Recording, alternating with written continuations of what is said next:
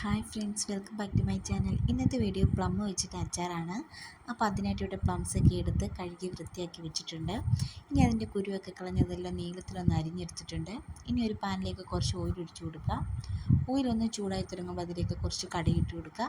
കടുക് ഒന്ന് പൊട്ടിക്കഴിയുമ്പോൾ കുറച്ച് ഉലുവ കൂടി ഇട്ട് കൊടുക്കുക.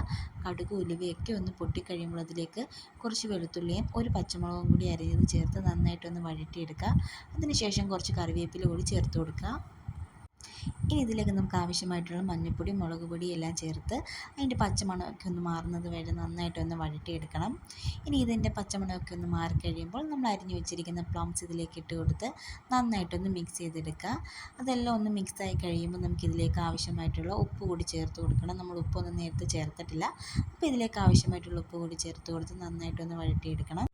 ഇനി ഇതിലേക്ക് ഒരു നുള്ളി ജീരകപ്പൊടിയും ആവശ്യത്തിന് കായവും കൂടി ചേർത്ത് മിക്സ് ചെയ്തെടുത്ത് നമുക്ക് ഫ്ലെയിം ഓഫ് ചെയ്യാം. ഒരുപാട് തീയിലിട്ട് കഴിഞ്ഞാൽ അത് പെട്ടെന്ന് വെന്തങ്ങ് അളിഞ്ഞു പോകും. പിന്നെ ഇതിലേക്കൊന്ന് ടേസ്റ്റ് ബാലൻസ് ചെയ്യാനായിട്ട് വേണമെങ്കിൽ ഷുഗർ കൂടി ആഡ് ചെയ്യാം, ഓപ്ഷണലാണ്. ലാസ്റ്റായിട്ട് ഇനി ഇതിലേക്ക് കുറച്ച് വിനീഗർ കൂടി ആഡ് ചെയ്യാം. വളരെ കുറച്ച് മാത്രം ആഡ് ചെയ്താൽ മതി. ഓൾറെഡി ഇതിന് കുറച്ച് പുളിയൊക്കെ ഉള്ളത് കൊണ്ട് വളരെ കുറച്ച് മാത്രം ആഡ് ചെയ്താൽ മതി. അപ്പോൾ എല്ലാവരും ഇതൊന്ന് ട്രൈ ചെയ്ത് നോക്കുക.